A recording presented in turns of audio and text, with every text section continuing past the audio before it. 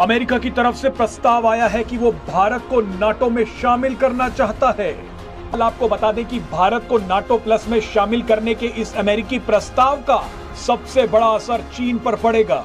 चीन का इस वक्त भारत और अमेरिका दोनों के ही साथ विवाद चल रहा है और अगर भारत नाटो प्लस का सदस्य बन जाता है तो ये चीन के लिए किसी बड़े झटके से कम। इस वक्त चीज ये हुई है कि इसमें बड़ा प्लेयर एक आ चुका है, भारत।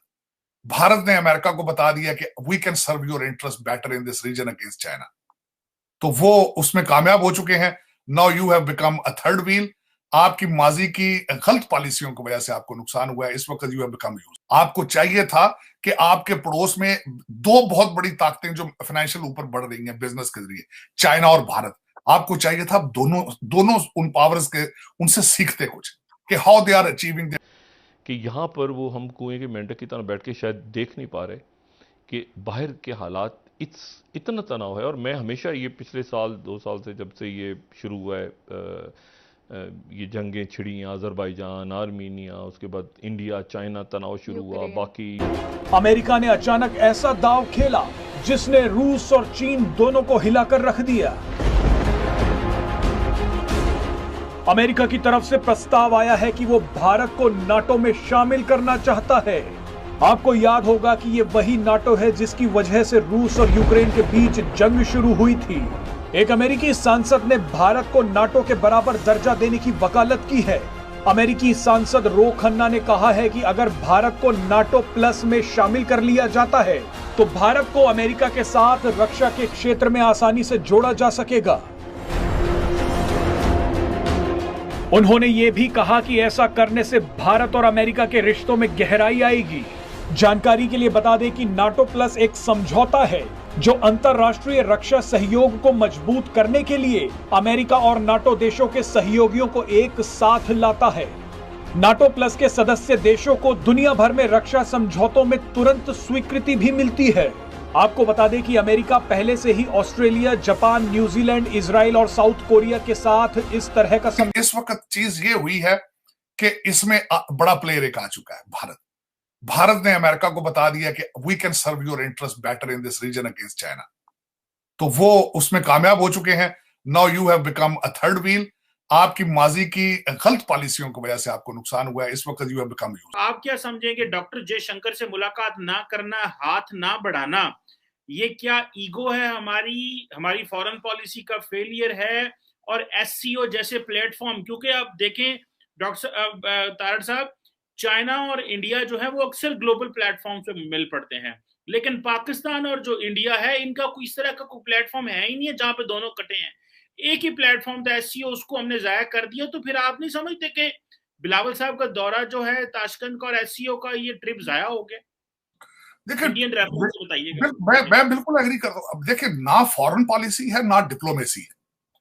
आपको याद होगा कि एक दफा इन्होंने भारत की तरफ इमरान खान दौर में तिजारत की एक फैसला करके तिजारत की, फिर उससे रिवर्स चेक इन्होंने लिया था।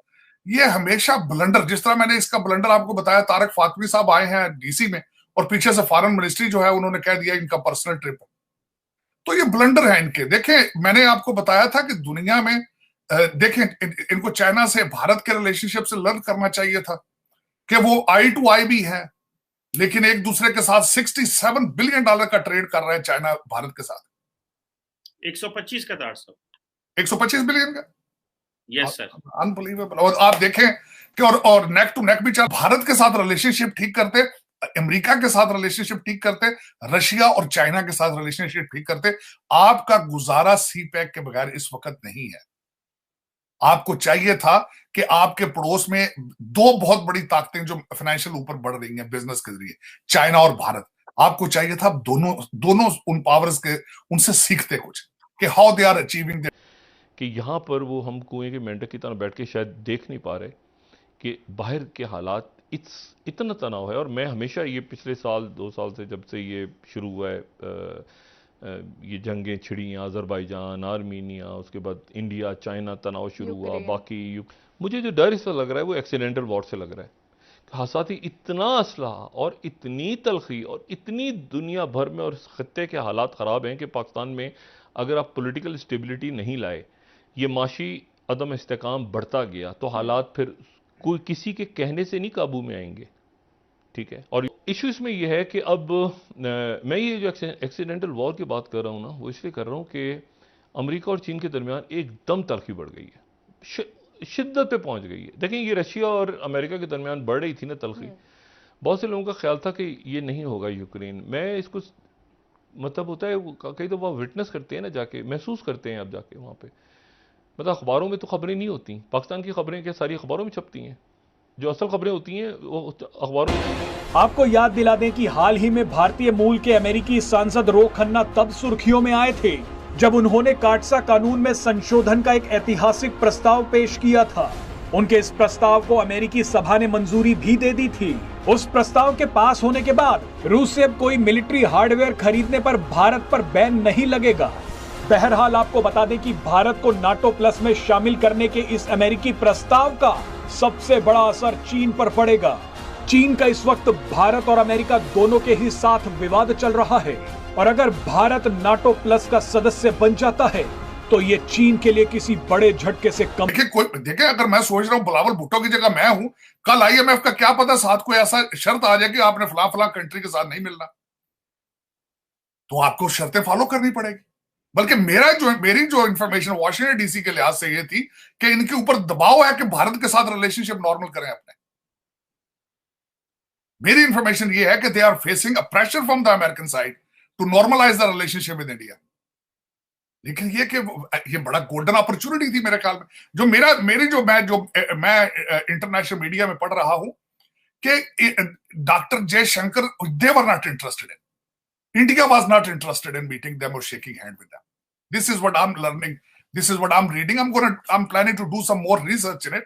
लेकिन मेरी नजर में जो मैं देख रहा था या पढ़ रहा था, एक दो आर्टिकल मैंने पढ़े हैं, that they got a cold shoulder from the Indian side. They were not interested in any kind of dialogue. लेकिन ये ज्यादती है। और दूसरा ये कि भारतीय भी कंफ्यूज होंगे कि सितंबर की मीटिंग के लिए हम इकट्ठे हुए हैं तो कोई पता नहीं पाकिस्तान में